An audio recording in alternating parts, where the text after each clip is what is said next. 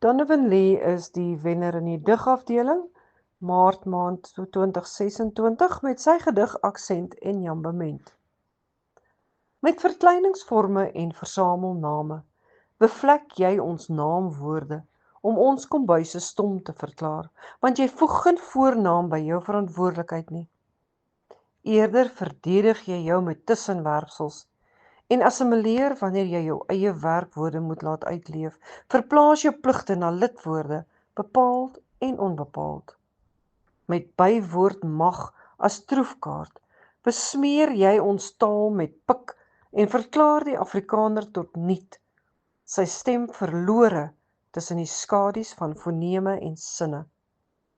Nou dwaal ons doelloos tussen beletseltekens, grafes en aksent en deeltekens verdamp. Ons stryd is teen jou, lener, leenaar. Ons volksetimologie bly staan.